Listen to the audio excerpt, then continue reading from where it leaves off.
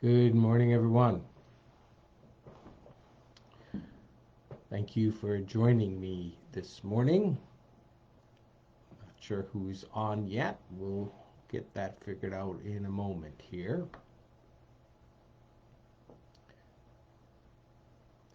Here we go. Well, thank you for joining us this morning. Pray that you have had a good night's rest and you're ready for today. Good morning, Sharon. Good to have you join us this morning. It is a beautiful day today, that's for sure. And so, if you can just give me a thumbs up so I know what's going on here this morning, that would be great. Darla, welcome. Ken, welcome. Good to have you guys here, and others that are joining us. I believe it's going to be a great day. The cold weather is moving out. We're supposed to get some more warmer weather coming. I don't know about you, but that is certainly a welcome thing for me. Is that we are going to get some warm weather. So.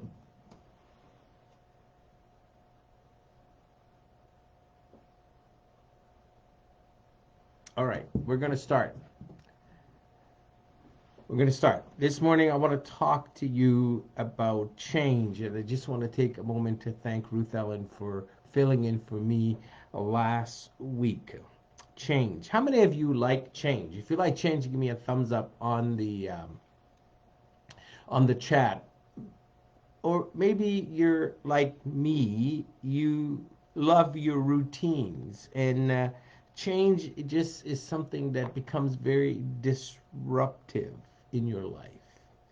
Someone said life is like underwear. Change is good. This pandemic has certainly brought about many changes, and like it or not, we're in it. I always say this, if I'm in it, I'm really in it to win it. So that's one thing about change. It happens even if we're not ready for it. And many times we feel ill prepared for the changes that come our way. Now, could you imagine if we were told well in ahead that there was this global pandemic that was going to take place, and they would give us roughly the time frame? Would we have been better prepared? Well, for some people, I think it would be, and for others, I think that would be debatable if they would be any more ready than they were. The reality about change is that it is a very big part of our life. The book of Ecclesiastes, it calls change seasons. I don't know about you, but I think that's a nicer word. There's this better feel to it. Seasons. Ecclesiastes 3, verse 1. For everything there is a season. You hear me say this all the time. There's always a purpose in the pain that you're going through.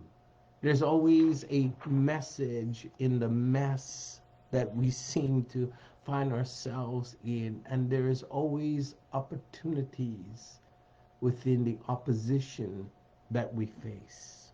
It says this, for there is a for there everything there is a season and a time for every activity under heaven. And as you read through Ecclesiastes chapter 3, the next 7 verses, they list about 28 different changes we all face in life. You see, life is all about seasons and changes. The question we all wrestle with is, how do we navigate the uncertainty the and the benefits of change? You see, not all change is bad. In fact, many times God takes us through seasons of changes that initially feel uncertain, but it pushes us, it develops us for the destiny He has prepared for us. Sometimes in life we're stuck, and change is the agent that God uses to get us moving in His direction. You see, the children of Israel, they were stuck in slavery for 400 years. But God used 40 years of them in a place of uncertainty in the wilderness to prepare them for the promised land that He has prepared for them. Just maybe this pandemic, this season that you are in, this change, you fill in what that is for you, is preparing you for a new place, a new opportunity to be what God has created you to be and called you to be. I tell you this because it was 25 years ago this March. I wondered, where did the years go? 25 years ago this March, Connie and I faced one of our greatest changes. I was working at Providence Place and was suddenly laid off. I was brokenhearted. I was confused. Connie and I were uncertain about what the future would hold for us and our two kids, Brandon and Madison. They were very young. But that painful change, it opened the door for us to become the pastors of our church.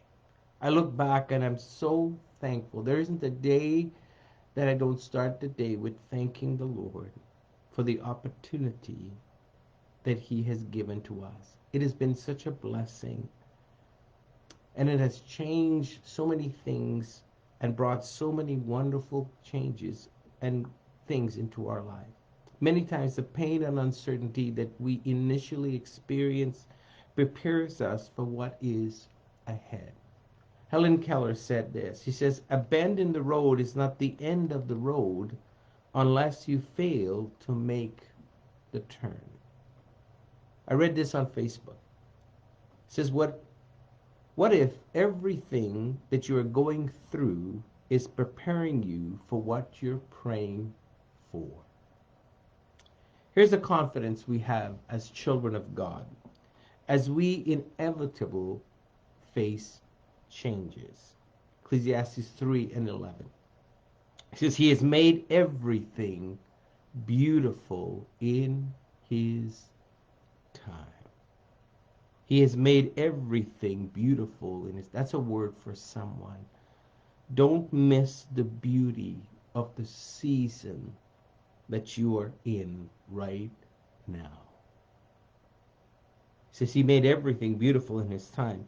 He has also set eternity in the human heart. Yet no one can fathom what God has done from beginning to end.